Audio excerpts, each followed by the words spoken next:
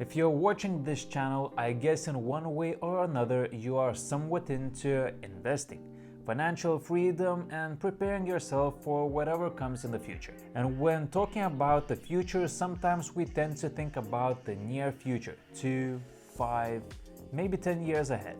Although, truth be told, what you have to be thinking about is your retirement future. Now, thinking a few years ahead is nothing bad, and you must do that to prepare financially and, of course, enhance your career in whatever way possible. Though I would say the biggest concern usually is way past your working age, and that is your retirement. Now, when I tend to say this, I hear a lot of people go, "Oh, I won't live that long. I won't make it to 50. Retirement is way far away from me and I wouldn't be thinking about it now." I would say that is pretty pessimistic and not too smart. But from my personal experience, those pessimistic people most often than not are the ones that tend to live way beyond their personal expectations and should be the ones that think about their retirement the most than anyone else. Unless you are planning to work until the day you finally go up to heaven, then sure thing. But if you would like to have some years off on this beautiful world before you leave it, you should stick around for the rest of this video, where I will explain you about a 4% rule and if it still applies to this day. Now, before carrying on, leave a like on this video, leave a comment, and don't forget to subscribe to the channel. That red subscribe button is there for a reason, and the reason is to press it and magically change its color to gray. If you manage to do so, you are a champ.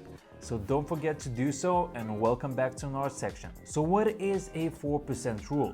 And is it still applicable to this day? I will let you know in a few moments, but to understand it correctly, let's try to go back a few years to a time that it was invented. In 1994, William Benjamin, who at the time was just starting out as a financial advisor, published a paper saying that retirees should start out withdrawing 4% of their assets annually, and that their portfolio would last at least 30 years. Benjamin's research, which became known as the 4% rule, is now one of the guiding principles of personal finance. Millions of Americans use it as a milestone for determining how much money they need to save for a long-lived retirement. Though, as I mentioned, this rule was created 30 years back, and even then it got a huge backlash. Though it did get proven that 4% should last your traditional 30 years of retirement. Many things have changed since then.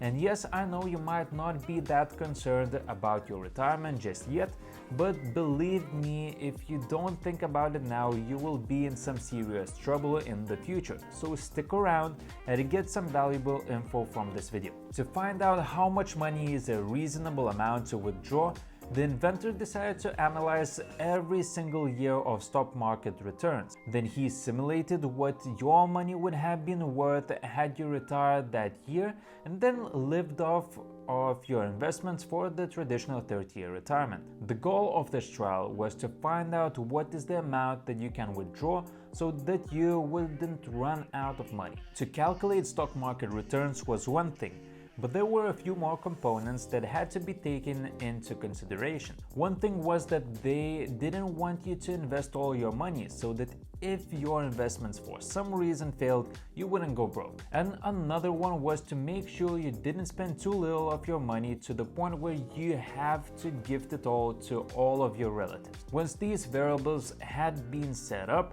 they had to calculate how much money you could spend at the worst time in the stock market. That would be you retiring at the highest point of the market and then seeing red everywhere, when every stock just plunges down the drain. Though it is a difficult concept to wrap your head around, let's bring a more understandable chart to help us out. As you can see, if you have 100% of your savings invested in the stock market and withdraw 3% of your earnings, you have pretty much infinite amount of money. So technically, it should last you forever. And don't get me wrong, this is nothing too surprising when you think about it. Stock market usually performs pretty well and brings on average 7 to 9% returns on your investments. Now, even with an average inflation of 2% per year, you won't be without any cash to spend even if you have 3% of it out every year. Even so, you will still have 2 to 4% of your earnings left, which will continue to grow and increase the value of your portfolio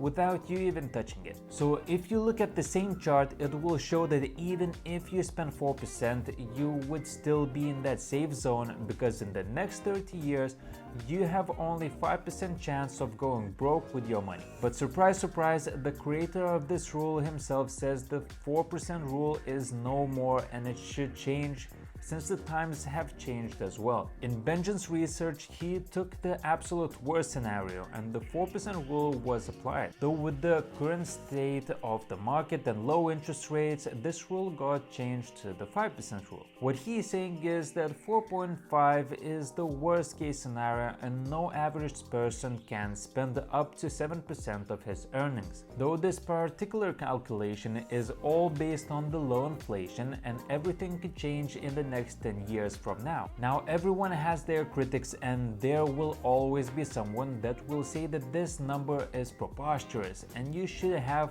5 to 8 million saved up to retire with dignity, and of course I disagree with those statements myself. I won't point fingers at who is talking this nonsense, but they do, and let it be. The most important thing is that you yourself understand how your investment portfolio is affected by inflation, what returns are you gaining from your stock market, and how that impacts your personal portfolio in the long run. 5 to 8 million in your bank account most likely is a bit unrealistic for an average person, but as long as you track those few things that I mentioned, you will have plenty of money to retire with and you won't go broke too early as well. But let me try to take my personal and biased opinion on this topic. First of all, I think we need to make sure that the stock market and investing in the S&P 500 is a safe thing to do. On the chart that I have found, you can see that in the 30-year period from 1926, S&P 500 had 8% return before inflation, and the lowest point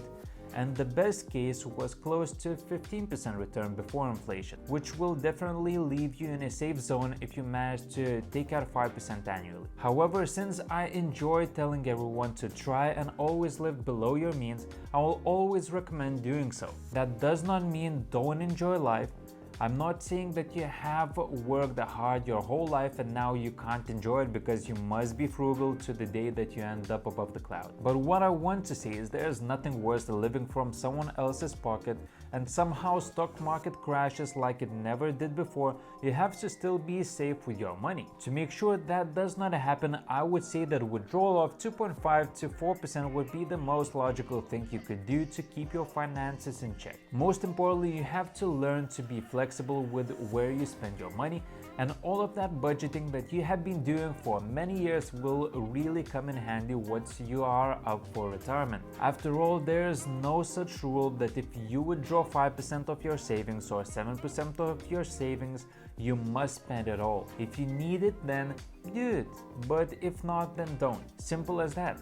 So even if you decide to take a high percentage of your money one year, that also does not mean that you can't scale back the next year. As long as you are willing to be flexible with your finances, you will most certainly be fine and won't have much to worry about. And even if you do, you can always go back to work. Yes, no one wants to do it at that age, but if there's no other choice, you have to do what you have to do. Though, as I said, if you are flexible with your finances and understand how the stock market is doing and adjust accordingly, you will be fine. After all, you never know what might happen in the future. You might get bored sitting at doing nothing at retirement. You might become a successful streamer or gamer. Well, we all have endless opportunities to choose from, and hopefully our channel will get destroyed with endless hits on those buttons that I talked about at the start of the video. Please subscribe to NordSection. This was Gaz, and until the next one.